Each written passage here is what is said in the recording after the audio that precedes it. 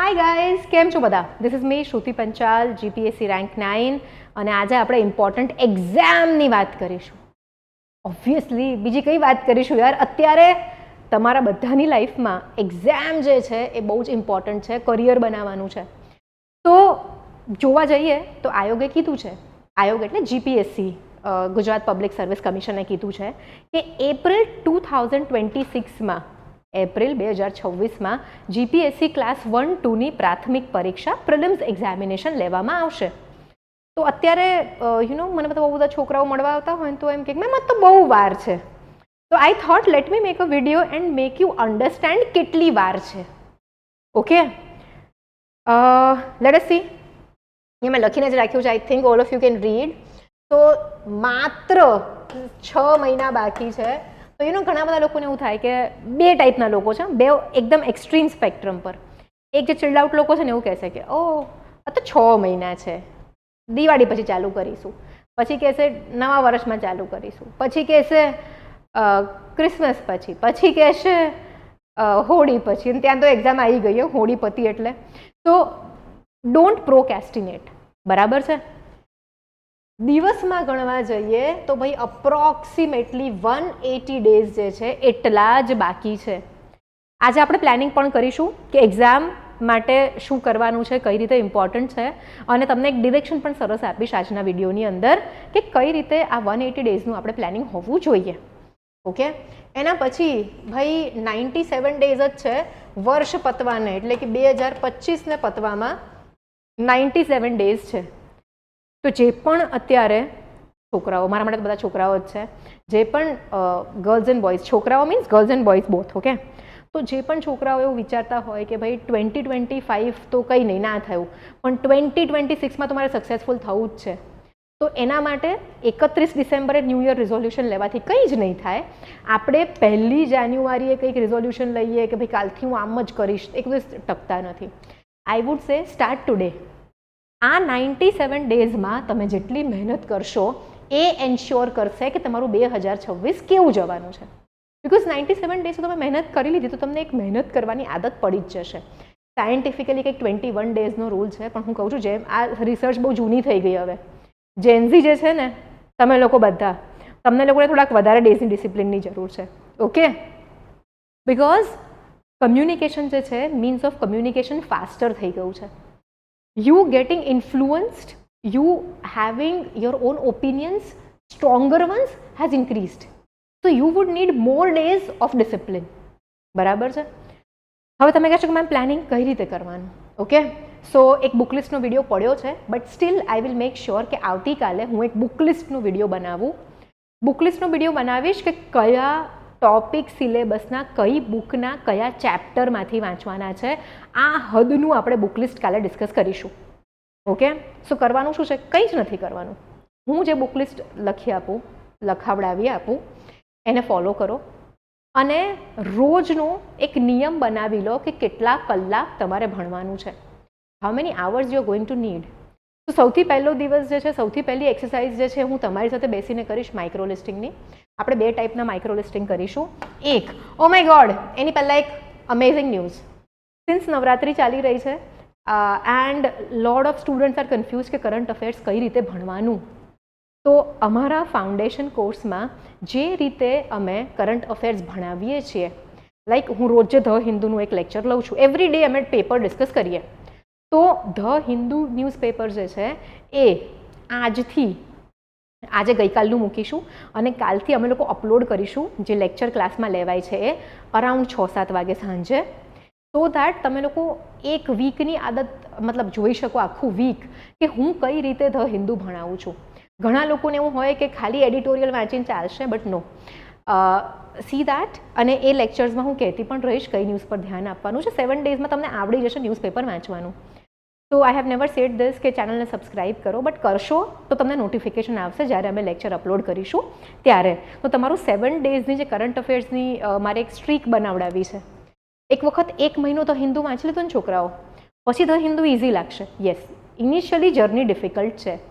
જેમ કે તમે નાના હતા અને ચાલતા શીખો એ પહેલાં ચાલવાનું કેટલું અઘરું લાગતું હતું, બેસતા શીખ્યા પહેલાં બેસવાનું કેટલું અઘરું લાગે નાના છોકરાઓને, એવું જ છે.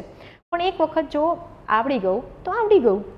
ઓકે, તો સૌથી પહેલાં તો તમારે શું કરવું પડશે? એક ઓથેન્ટિક બુક લિસ્ટ ફોલો કરવું પડશે. કેમ?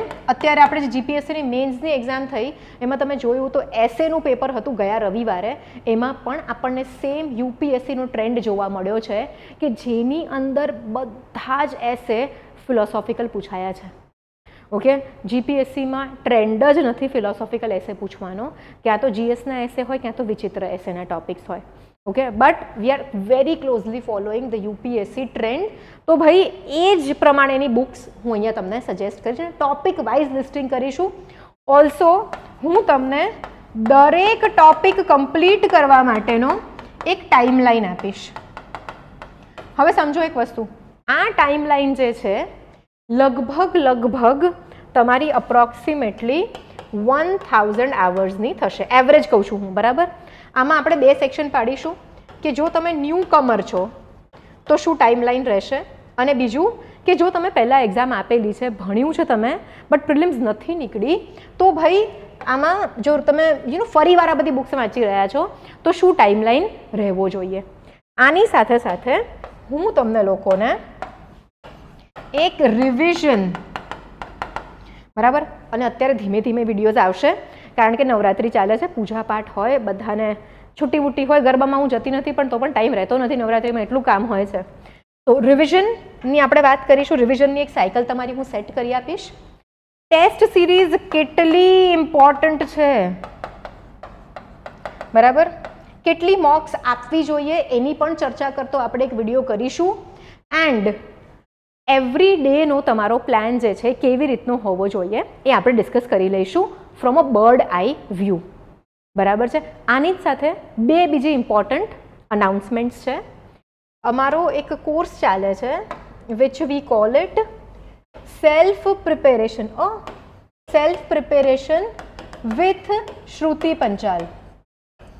Self preparation with Shruti Panchal. Okay, આની અંદર તમને ડેલી ટાર્ગેટ્સ આપવામાં આવે છે. So we have a few students. બહુ જ નાનકડી બેચ કરી છે અમે. સન્ડે અને થર્સડે ટેસ્ટ હોય છે. બાકી રોજ સવારે 3:30-4 વાગે તમને ટોપિકનું લિસ્ટ મળી જાય કે આજે તમારે કઈ બુકમાંથી કયા ચેપ્ટર વાંચવાના છે. એટલે કેવું થાય, એકદમ હેન્ડ હોલ્ડિંગવાળું થઈ જાય. અમારી જે લાસ્ટ બેચ હતી એસપી વિથ એસપી કહીશું આપણે આને. ઓકે, એમાં અમે 15 દિવસ પોલિટી જે છે એનો આખો પ્રોગ્રામ ફ્રી કરાવ્યો હતો. એના પછી જે સ્ટુડન્ટ્સે જોઈન થયા આ પ્રોગ્રામમાં પેમેન્ટ કરીને, એ લોકોનું હવે ઇકોનોમી પતવા આવ્યું છે. એન્ડ ક્યારે? હવે 6 ઓક્ટોબરથી ન્યૂ બેચ સ્ટાર્ટ થવાની છે, જેમાં અમે તમને 180 ડેઝની અંદર પ્રિલિમ્સ અને મેન્સ બંનેની તૈયારી કરાવી દઈશું સાથે રહીને. મહેનત તમારે કરવાની છે પણ દિશા અમે બતાવીશું. ઓકે, ઓલ્સો જે આની પહેલાંની બેચના છોકરાઓ છે એ લોકોનો આન્સર રાઇટિંગનો ક્લાસ થઈ ગયો છે. એ લોકોને રોજ જે ડેલી એક ક્વેશ્ચન હોમવર્કમાં લખવાનો મળી જાય છે, તમને પણ મળશે. એસેનો લેક્ચર થઈ ચૂક્યો છે અને ઇનફેક્ટ આ રવિવારે તો એસેની ટેસ્ટ પણ છે. તમે વિચાર કરી લો, તમે એવા લોકો સાથે કમ્પીટ કરવાના છો જે લોકો મેન્સ એક્ઝામના 1 વર્ષ પહેલાંથી રાઇટિંગ પ્રેક્ટિસ કરી રહ્યા છે. તો તમારે પણ એટલી જ તૈયારી બતાવવી પડશે. અમારી ફાઉન્ડેશન બેચમાં પણ આ જ વસ્તુ ચાલે છે કે ભાઈ લેક્ચર પતે એની સાથે જ અમે લોકો મેન્સ અને પ્રિલિમ્સ બધું ડિસ્કશન સાથે કરીએ. એસે એ લોકોને પણ લખવાના સ્ટાર્ટ થઈ ગયા છે, mains answer writing and all those things. Very soon we will upload their testimonials about our program, so that તમને એકચ્યુઅલમાં ખ્યાલ આવે કે અમે કઈ રીતે ભણાવીએ છીએ. અને કાલે ધ હિન્દુનું તમે જોશો ને તો પણ ખબર પડી જ જશે તમને લોકોને. એન્ડ લગભગ 10 ઓક્ટોબરથી ફાઉન્ડેશન બેચમાં અમે લોકો 5 સીટ્સ ઓપન કરીએ છીએ. Only and only 5 seats in foundation batch. અને સેલ્ફ પ્રિપેરેશન વિથ શ્રુતિ પંચાલમાં we will be opening 50 seats. બરાબર? અરાઉન્ડ 50 એડમિશન્સ હશે, I am not very sure, but એક સુપર 100 કરીને આ બેચ અમારે કરવાનો વિચાર છે કે 100 છોકરાઓ એટલા સરસ સેલ્ફ ડિસિપ્લિનથી અમારી સાથે રહીને અમારા ગાઈડન્સમાં તૈયારી કરે કે એ લોકો કોઈ એક્ઝામમાં પાછા ના પડે. તો આ બધા લેક્ચર્સ ફોલો થવાના છે કે ભાઈ માત્ર 180 ડેઝ છે, વર્ષ પૂરું થવામાં 97 છે, એપ્રિલ ક્યાં આવી જશે ખબર નહીં પડે. નવરાત્રિમાં થોડુંક ગરબા વરબા કરી લો, એટલે જ મેં 180 લખ્યા છે. ઓક્ટોબરથી જ મેં કાઉન્ટ કર્યું છે કે ભાઈ 2-4 દિવસ અમારા છોકરાઓ ગરબા રમશે. દિવાળી હોય, નવું વર્ષ હોય, સવારે ઉઠીને ભણી લેવાનું, પછી જે મસ્તી કરવી કરો. You have to fix a routine. And હવે જે આ સિરીઝ આપણે સ્ટાર્ટ કરવા જઈ રહ્યા છે એની અંદર આ બધી જ વસ્તુઓ આવશે. And also don't forget to watch the current affairs lectures from today. Okay, ચલો then, bye guys, take care, see you, thank you very much. મળીએ વેરી વેરી સૂન. ઓહ, નિધિમાં મેં યાદ અપાવ્યું કોન્ટેક્ટ નંબર. જો તમને કોઈ ક્વેરી હોય તો 7011902060 પર અમને કોલ કરી શકો છો, વોટ્સએપ કરી શકો છો. બરાબર, આ બંને પ્લેટફોર્મ્સ પર અમે અવેલેબલ છીએ. અમારી એક એપ્લિકેશન છે, તમે ઓનલાઈન પણ કોર્સ જોઈન કરી શકો છો. અમદાવાદમાં સરસ મજાનું સેન્ટર છે. સરસ મજાનું એસ્થેટિક નથી એમ પેલું 5 સ્ટાર જેવું, બટ બહુ હોમલી સેન્ટર છે. નાની નાની બેચીસ હોય, પ્રેમથી ભણીએ અમે લોકો.